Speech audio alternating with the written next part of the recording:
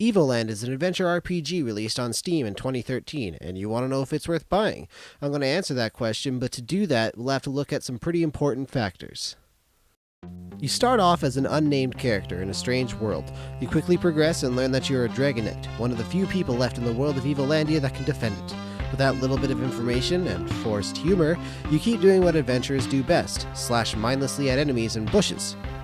After you clean the land of Evolandia, you arrive at your first town and you gather a little more information. The town hates children with a passion, but once you grow up, you learn of troubles happening in a cave. You pick up some welcome company who wants to defeat the evil bad guy just as much as you do, and thus the two of you set off to save Evolandia. The gameplay of Evoland is really quite simple. You walk through many different mechanics in RPG history, but the basics of the game basically stay the same. For the 360 gamepad, you move around with the joystick and attack with the A button. The B button is your cancel button, but when you're not in a menu, it asks if you want to go to the title screen. Luckily, you have to actually scroll up to say yes, but even still, I did it one time and it's really annoying. The Y button will open your menu, which changes as you play the game, but for the most part the menu just allows you to change between your weapons, sword, bomb, and bow. In the action turn-based combat system, A progresses you through the menus. So with only 3 programmable buttons, you can imagine the game is fairly simple. Evoland is basically an RPG history lesson, taking pages from all the huge hits. The collectibles in this game are chests. Each time you open a chest, you unlock a different advancement in standards set in RPG history, such as 8-directional movement, Mode 7, and 3D graphics. There are also stars and double twin cards that you can collect. They are usually somewhat out of the way. Stars do nothing and just say, collect all the hidden stars of Evoland, and double twin cards are used to play the triple triad from Final Fantasy VIII. Except there are a whole lot less cards, and there's only one person who wants to play with you. Now, 100% completing this game means beating the game and collecting all the stars and cards. I only got like 89%. That means I missed out on quite a bit of double twin cards, but I was able to beat the guy without too much problem. The harder difficulties you pretty much just have to get lucky on because he's just straight up has better cards than you, unless you've been following a guide or you're some kind of super sleuth. This really bummed me out because I love it when games have minigames like this to spend a lot of time on, particularly Triple Triad. I just love that game.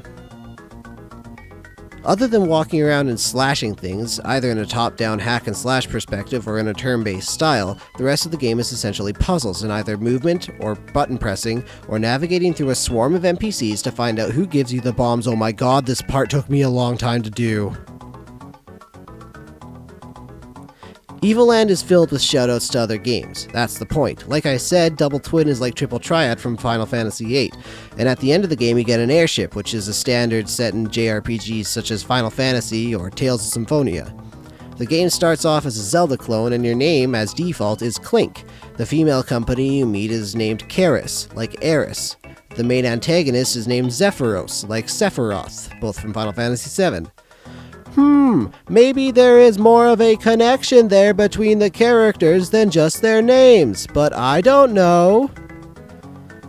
Evoland takes plenty of free inspiration from staples in RPG history, and it certainly doesn't try to be subtle about it, as they give you a list of games in the ending credits. Evoland starts off as incredibly charming. Nostalgia puts that smile on your face, and that's what gets you through this game. I found that the game starts off incredibly fast, taking you from 4 directions to 8 directions to 3D in a blink of an eye, but then it slows down dramatically. I felt that I would have loved to stay in the 4-directional mode a lot longer than we did, seeing how Pokemon games, Dragon Quest games, and of course Zelda games were that way for quite a while. But sadly it got rushed to an unflattering 3D mode and it stayed there for 90% of the game. Consistency was another huge issue for me.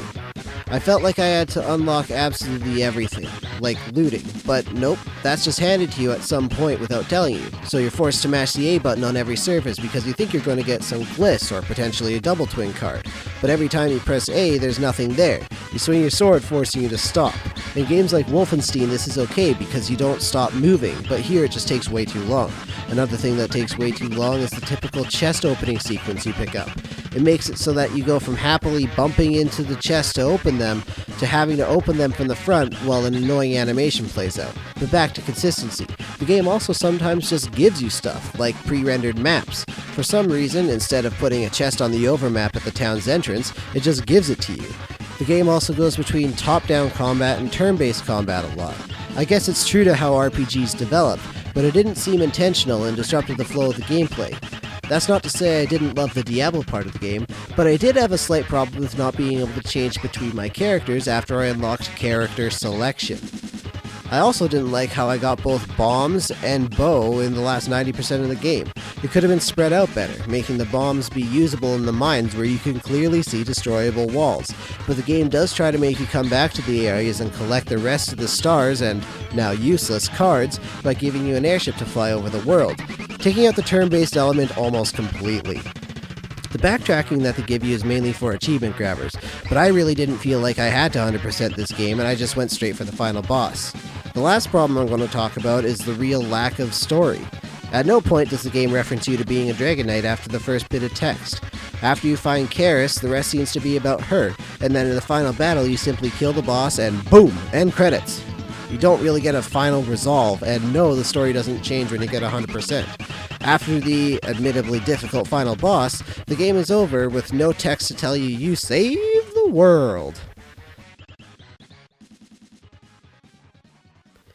So Evoland is really good for what it is, a history lesson. I had fun while playing it, and it only took me a couple hours to beat. I give Evoland 6 out of 10, with points reduced from poor progression spacing, lack of commitment to the chess mechanic, and lack of follow-through with the story. If you're looking for a couple hours of nostalgia, or if this game is on sale, it's worth picking up, but it's not really worth the standard $10 Steam wants you to pay. If you got it as a gift or part of some deal, definitely install Evoland and experience it for yourself. But if you're considering picking it up, there's also a browser version of the game that you should probably play first. It will basically give you the whole experience of the game minus all the puzzles in the story. I'll put a link to that in the description. Evoland, 6 out of 10. Don't pay full price for this game. It's a bargain bin beauty.